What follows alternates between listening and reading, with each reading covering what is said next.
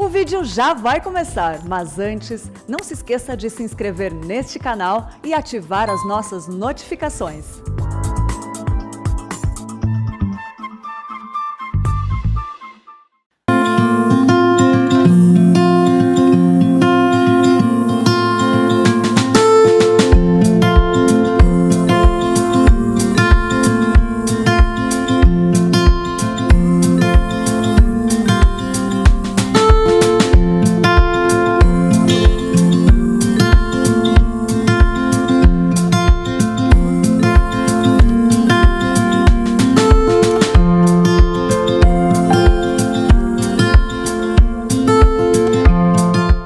Boa tarde, é uma grande satisfação para mim estar aqui, poder compartilhar com vocês algo da minha experiência de vida.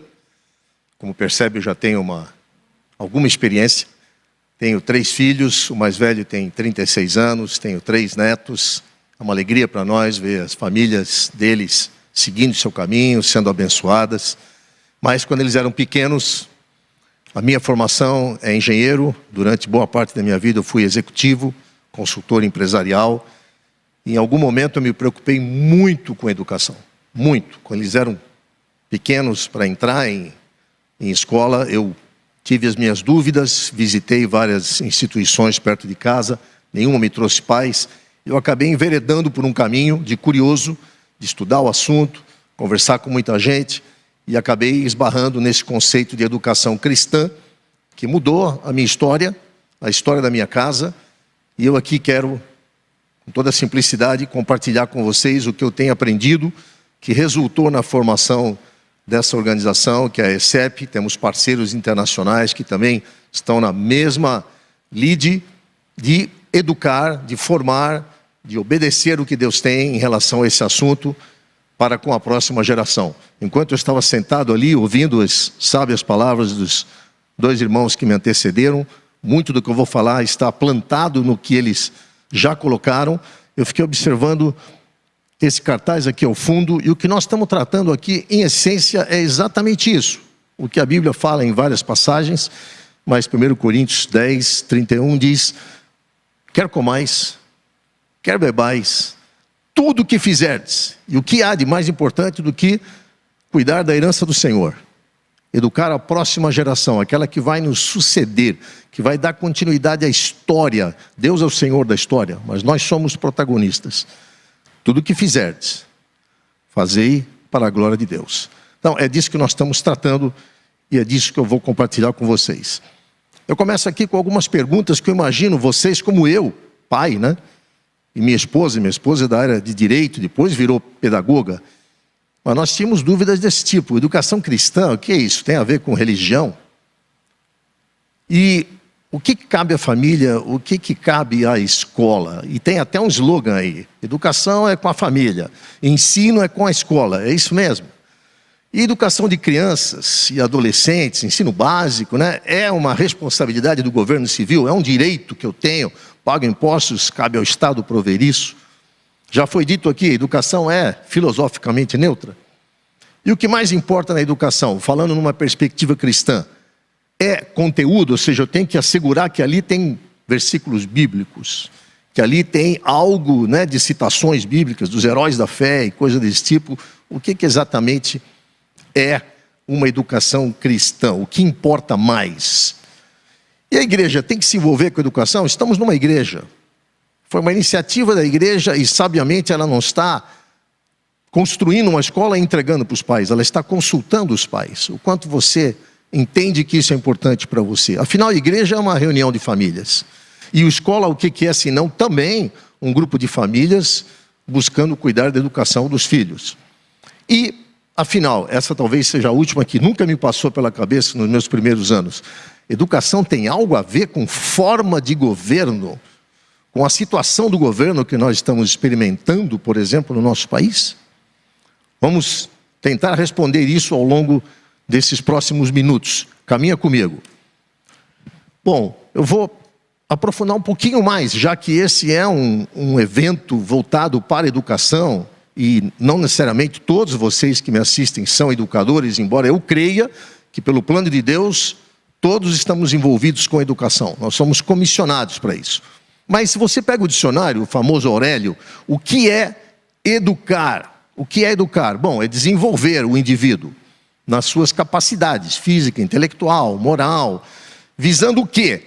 Integrá-lo na sociedade, para que ele cumpra o seu papel na sociedade, inseri-lo no mercado de trabalho. E aí esse dicionário, que eu uso bastante, um dicionário online, Dício, ele coloca um ponto que eu faço questão de grifar, porque para nós ele é muito relevante. É a capacitação ou formação das novas gerações, até aí, claro, de acordo com os ideais culturais de cada povo. Como o pastor Nilson colocou aqui, a sua educação vai ser fortemente influenciada por aquilo que você crê. E esse dicionário definiu bem, de acordo com os ideais culturais de cada povo. Foi falado muito aqui sobre cosmovisão. Existe um aspecto que é bom entender, cosmovisão como sendo aquele conjunto de filosofias que dentro de você te fazem perceber o mundo de uma determinada maneira. E o que é cultura? Cultura seria a cosmovisão de um povo, de uma comunidade, a cosmovisão prevalente, como um determinado povo se relaciona com a vida, se relaciona com as artes, se relaciona com as expressões verbais, se relaciona com o que é importante, como se ama, como se morre, como se come, como se diverte. Tudo isso está dentro da cultura. Então, cultura é esse ambiente que influencia a cosmovisão de todos nós. Na prática, dentro do conceito secular de educação, ela é uma iniciativa prioritariamente, falando de educação principalmente básica, do Estado, ou por meio da iniciativa privada, mas sob o controle nacional. Acho que aqui estamos todos pacificados com essa definição. E isso sintetiza bem, Poderia falar muito sobre isso, acabei lendo muitos livros e aprendendo muito, embora a minha formação até hoje não tem nada a ver com pedagogia, mas eu embrenhei em muitos livros para poder aprender mais em relação à minha própria casa e depois na formação dessa organização, entender os conceitos de educação. E esse pai da pedagogia, Herbert, que foi aqui sintetizado a sua visão educacional por um grande educador brasileiro, Libânio, ele coloca: a educação, com o seu propósito, deve servir os valores da nação. Aqui vem um aspecto cultural. Ela tem um espírito universal, ela subordina-se à razão do Estado. Nós nunca podemos esperar que uma educação provida pelo Estado vá se preocupar com a sua cosmovisão, porque isso é uma questão individual. Ela vai trabalhar com aquilo que é a cultura dessa nação, com aquilo que é entendido por aqueles que governam como a razão do Estado. E ela visa colocar os indivíduos dentro do propósito dessa nação e dos padrões éticos da nação. Então, é uma luta inglória querer fazer a educação provida pelo Estado, a educação pública, estar de alguma maneira alinhado ou subordinado aos nossos valores, porque isso nem faz sentido. Continuando, essa educação na nossa pátria educadora, ela é extremamente deficiente. Isso é notório. De certa maneira, todos nós reclamamos da educação no país. Eu até fui educado em escola pública, tive lá vários problemas, mas recebi uma base boa. Mas a questão é que isso tem deteriorado consistentemente. Hoje se diz que o Brasil, para português e matemática, por exemplo, está há mais de um século atrasado no ritmo educacional que ele vem trilhando em relação aos países desenvolvidos. Por exemplo, só 1/3 e 20% aprende português e matemática, respectivamente. Isso se repete ano após ano. Nós não melhoramos. Nós estamos muito aquém. Os jovens perdem o interesse na educação. Metade dos jovens em bancos escolares estão desinteressados por aquilo que é ensinado. E, numa pesquisa feita com cidadãos do Brasil, 74% do nosso povo entende que o país é prejudicado por essa má educação. E se você quer entender mais sobre essa questão, que foi bem trabalhada aqui pelo pastor Nilson, sobre a elevada carga de doutrinação ideológica dentro das salas de aula, porque as salas de aulas não são neutras, elas não são isentas de um viés psicológico, um viés filosófico, eu convido você a entrar nesse Brasil Paralelo e assistir esses vídeos, que vão te trazer muita informação sobre essa pesada carga política, social e moral, que até ensejou o surgimento de um partido político dizendo escola sem partido. Mas a questão não é só política.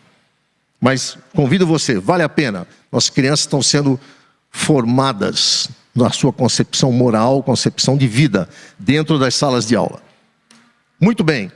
E na Covid, né, em que nós tivemos, né, nós temos aí 130, 140 escolas associadas a nós, pelo Brasil todo, e nós vimos o grande sofrimento que essa pandemia trouxe no ambiente escolar. Nossos alunos, né, e alunos de escolas do Brasil todo estão praticamente um ano sem frequentar a escola. E os pais tiveram que, de alguma maneira, se acomodar nas suas casas, ou fazendo parte da educação domiciliar, ou aprendendo, e as escolas também se reinventando para prover um ensino híbrido. E aí nós vimos esse fenômeno se manifestando nos Estados Unidos de maneira impressionante. A quantidade de pais que educam em casa nos Estados Unidos quase dobrou, como uma opção, porque eles têm que se cadastrar num site do governo.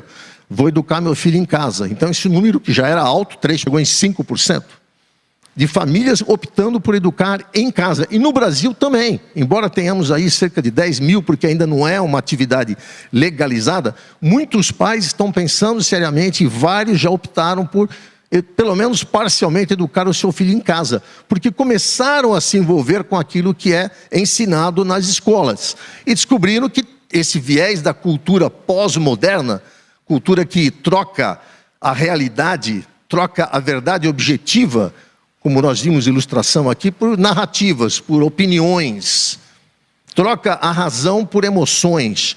E isso, como o pastor Erival colocou bem, desconstruindo a cultura judaico-cristã que formou praticamente o mundo ocidental, formou os valores da nossa sociedade como nós conhecemos no último século. E aí vem a nossa cultura, a nossa do Brasil, né, que nós tanto sofremos, gente, como nós sofremos com essa questão de corrupção. Não é um privilégio só do Brasil, ele é mundial, muito forte na América Latina, mas aqui no Brasil nós estamos sofrendo muito com isso. A nossa bandeira está lá, propagando qual é o nosso lema republicano: ordem e progresso, todos queremos isso. Mas alguma coisa na nossa cultura parece que vai na contramão disso. Então nós vemos aí crescerem de maneira assustadora as iniciativas em favor próprio, em favor partidário, em benefício pessoal e nunca para o bem da nação. Tudo isso, de alguma maneira, está relacionado ao que está sendo plantado, o que está sendo cultivado na nossa cultura, se transformando em cosmovisão na vida das crianças que vão se tornar jovens, líderes e vão governar esse país. Agora vamos aprofundar um pouquinho mais. Educação cristã. Então, esse é um resumo. Isso pode ser um curso, educação cristã, mas aqui é algo fundamental, básico, que ilustra bem do que nós estamos tratando. Toda iniciativa de educar, e educar não é transferir conteúdo, não é simplesmente passar conteúdo de livros, e não tem um aspecto puramente didático, pedagógico, mas tem um aspecto de inspirar, conquistar o coração, inspirar, cativar o desejo de querer aprender, porque educação é uma atividade para toda a vida. É a instrução, é a disciplina, segundo uma filosofia cristã, ou seja, eu vou educar, vou desenvolver o indivíduo, vou desenvolver suas capacidades, vou querer inseri-lo produtivamente na sociedade, sim, mas eu quero fazer isso com base numa filosofia cristã.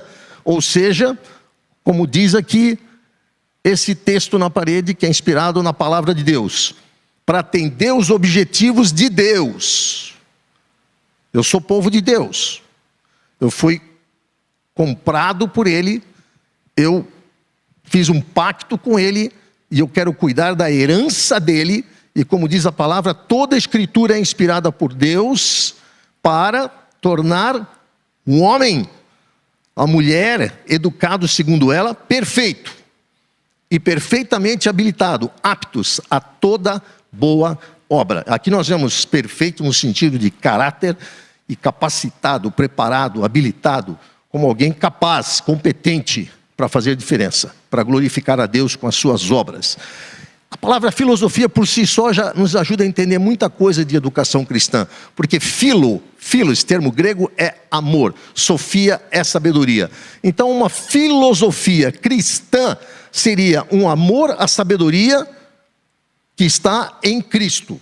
Muito adequado, porque Cristo é o autor, o consumador da nossa fé. Ele é o criador de todas as coisas. Tudo existe por Ele e nele subsiste.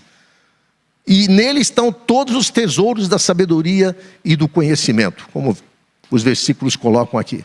Então, uma filosofia cristã coloca todo o propósito, coloca o fundamento de todo o conhecimento em Cristo e direciona esse conhecimento conforme os princípios da palavra de Deus. Isso é uma educação cristã. Quais seriam as razões para eu optar por isso? Bom, como cristão, em primeiro lugar, a grande comissão do mestre. Toda autoridade me foi dada nos céus e na terra. Agora vocês vão e façam discípulos em todas as nações.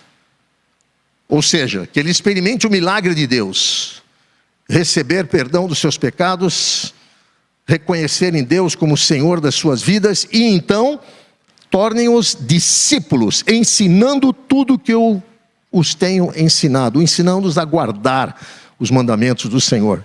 Nós somos comissionados, nossos filhos são os primeiros que nós devemos discipular.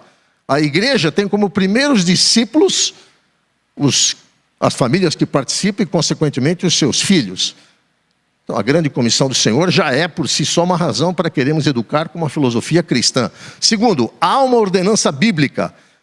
E particularmente esse Salmo 78 é belíssimo, onde ele coloca, eu não vou ler o texto bíblico para ser mais rápido, coloca: pais, ensinem os seus filhos, contem para eles todos os grandes feitos do Senhor, falem o que Ele fez, a grande libertação que Ele trouxe para vocês, para que eles aprendam a pôr a confiança no Senhor, aprendam a obedecer o Senhor, não se desviem dele, não sejam como os seus antepassados, rebeldes.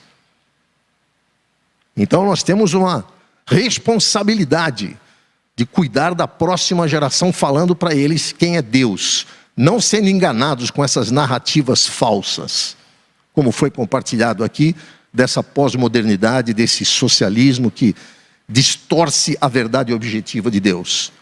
Compromisso com o bem da nação. Nós estamos vendo. Provérbios 29:2 diz: quando os ímpios governam, o povo sofre. E Deuteronômio 4:6-8 é semelhante com o que o pastor Erival leu.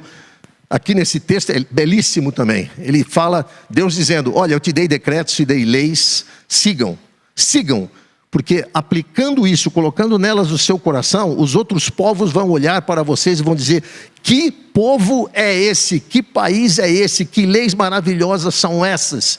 Como Deus tem abençoado essa nação? Que grande Deus é esse? Que grande liberdade trouxe para esse povo? Por causa da minha palavra no seu coração. Então vamos abençoar a nossa nação, trazendo uma educação que é fundamentada em princípios na palavra de Deus. E uma resistência ao mal crescente na cultura. A cultura que vai produzir essa cosmovisão não cristã, não de acordo com o desenho do Criador, essa cultura precisa ser resistida. O cristianismo não pode ser hóspede da cultura, mas sim o seu redentor. Não é uma questão como cristãos, irmãos. Eu aprendi isso. Como eu digo para vocês, eu sou pai, atuei como pastor durante muitos anos, ajudei a fundar igrejas, fundei ministérios, e eu posso dizer hoje para vocês, não é uma questão de preferência nem de conveniência, mas deve se tornar uma convicção de cada um de vocês. Muito bem, então, agora fazendo um grande resumo. Nessa perspectiva cristã, a educação é responsabilidade dos pais. Não é da escola, não é da igreja, é dos pais. Pais, Efésios 6:4, eduquem os seus filhos na doutrina, na amonestação do Senhor. E ensine desde o levantar, caminhar, se deitar a respeito da palavra de Deus, da sua vontade, dos seus princípios. O que é a escola nesse cenário, então? A escola é um grupo de pais que recorre a uma instituição que reúne educadores vocacionados. Claro, eles têm um chamado. Entendi o chamado de Deus para educar. Quero apoiar as famílias em aliança com elas a cumprirem esse propósito. E a igreja se tem, obviamente, a responsabilidade, como novamente um grupo de famílias. Famílias é o bloco de construção da sociedade. Se a igreja tem como missão também atender a grande comissão com as famílias que dela participam, essa igreja vai apoiar as famílias, vai apoiar a escola nesse propósito de discipular a próxima geração, para manifestar princípios do reino de Deus e para trazer toda a glória a Deus. Não se trata de religião, se trata de entender o que nós estamos fazendo aqui. O papel do Estado, prover infraestrutura, prover parâmetros nacionais, coisas que estejam alinhadas com as necessidades da nação, estrategicamente, mercado de trabalho, mas não pode interferir nada em valores morais, em valores espirituais dessa iniciativa dos pais. Eu acompanho vários livros que têm sido escritos sobre o que está acontecendo com os jovens na igreja. Obviamente os Estados Unidos é pródigo nisso, muito mais do que o Brasil. 2 livros aqui eu compartilho, isso já vem sendo feito há vários anos, mas esse de 2009, uma estatística com milhares de famílias, o nome do livro é Eles se Foram. E nesse livro coloca 20% dos adolescentes que frequentaram regularmente a igreja não são mais espiritualmente ativos quando chegam aos 30 anos. Só 20%, aliás, permanecem ativos na sua fé. E esse de 2011, escrito por um instituto famoso em estatística cristã, que é o Instituto Barna, você me perdeu. 3 de cada 5 jovens até os 15 anos vão se desligar totalmente da igreja. Eu fui um desses, irmãos, há bastante anos. Eu com 13 anos me mandei. Mas eu fui de tal maneira alcançado por Deus e redimido por Ele, que aqui estou dando a minha vida por isso. Mas hoje eu vejo, conversando com pastores inclusive, como estão preocupados com os jovens da igreja. E aí eu mostro essa estatística. Nós temos um parceiro nos Estados Unidos, que é o Instituto Neemias, Neemias, reconstrução dos muros da cidade de Deus. E ele faz essa pesquisa aí há 30 anos, já com mais de 120 mil alunos de ensino médio e alguns de universidade. Nessa pesquisa, que ele aplica regularmente todos os anos, durante 30 anos, ele, através de 70 questões, está avaliando a cosmovisão de alunos de famílias cristãs. Então, esse teste é aplicado dentro das igrejas, filhos de cristãos, comunidade cristã, só que alunos de escolas públicas, alunos de escolas cristãs tradicionais, alunos de educação domiciliar, esse roxo que ele começou mais recentemente, e alunos de escolas com uma cosmovisão bíblica, que são as escolas, por exemplo, que abraçaram essa visão por princípios, escolas com compromisso com a cosmovisão bíblica. O que você percebe aqui, que nós estamos numa situação sempre decrescente, e os nossos jovens, a comunidade de jovens hoje, quase 90%, Estados Unidos. Você pode avaliar o quanto isso é diferente no Brasil, diferente na Europa. Eu morei na Europa, eu vi essa situação trágica. Quase 90% praticamente hoje pensam no mundo, interpretam o mundo sobre a ótica pessoal, sobre a ótica do Estado. Ou seja, tem uma cosmovisão que é secular, tendendo para socialista, praticamente não consegue entender o mundo segundo o plano de Deus.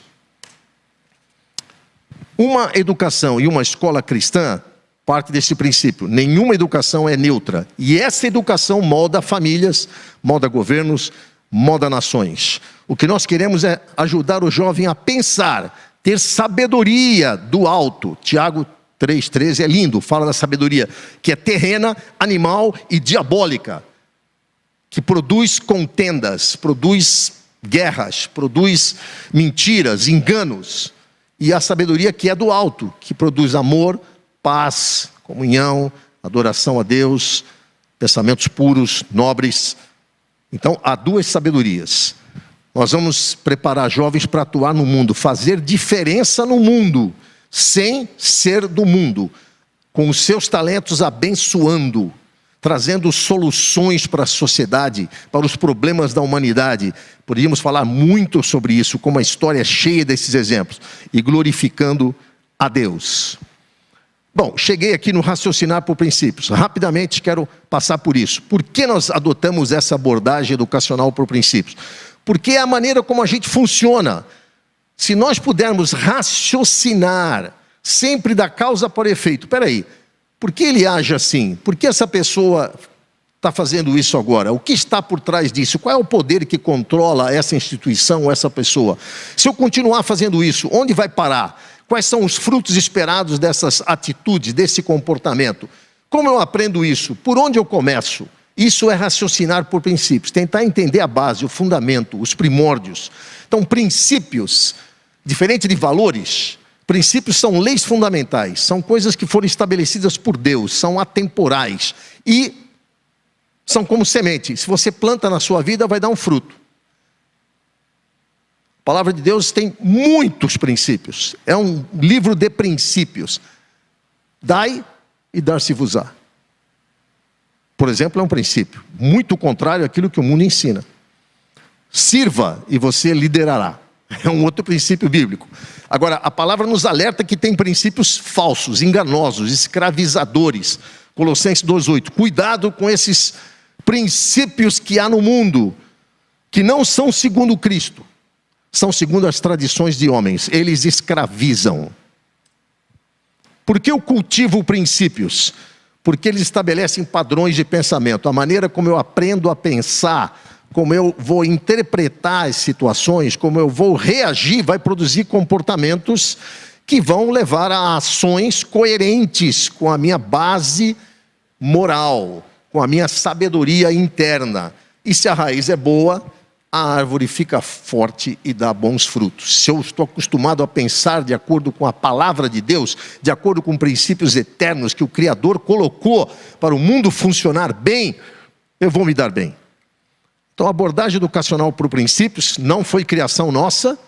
Nós aqui no Brasil temos desenvolvido uma expressão nacional e focada nas nossas necessidades como povo. Já exportamos isso para a África. Vários países da África de fala portuguesa estão começando a implantar escolas com essa abordagem, mas, colocando de forma bem simples, é uma abordagem educacional reflexiva. Pensar da causa para o efeito, do fundamento para a estrutura. Plantar sementes de padrão de pensamento que vão levar a comportamentos e a ações que são coerentes com a palavra de Deus, coerente com as melhores práticas. Então, a ideia é formar líderes servidores, habilitados a cumprir o propósito de Deus com suas vocações. Nós temos duas fontes de parceiros internacionais que nós combinamos para ter a nossa abordagem, que é a Fundação para a Educação Cristã Americana e a Plymouth Rock Foundation do Dr. Paul Gelli. Esses dois irmãos caminham conosco há 25 anos, participando dos nossos eventos. Nós também vamos nos deles, traduzimos seu material e tem sido uma bênção caminharmos juntos e aprendermos juntos. Essa educação por princípios, ou essa abordagem educacional por princípios, tem uma forte ênfase governamental, entendendo que o homem precisa aprender a governar a si mesmo e aplicar princípios de governo, soberania, individualidade, autogoverno, mordomia, semeadura e colheita, caráter cristão e aliança, para que o reino de Deus é governo. O que é a tua vontade seja feita no céu, seja feita na terra como é feita no céu. É Deus governando a minha vida, governando a minha casa, governando a minha empresa, governando a minha igreja, governando a minha nação. Governo, o reino de Deus é governo. Um resumaço aqui, vocês podem ler, isso vai ficar disponível gravado. Então, um resumo. Qual é a filosofia da abordagem educacional ao princípio? Por que eu vou educar? Porque Deus é soberano e eu quero aprender da autoridade da sua palavra e eu, como pai, sou o primeiro responsável. O que eu vou ensinar? O currículo é um caminho que é permeado de elementos para construir um caráter cristão e uma competência dentro de uma visão providencial na história. E a metodologia para nós é fundamental. Deus é um Deus de método. Como que eu vou promover inspiração, reflexão em cima de princípios? Também nós praticamos isso com várias ferramentas.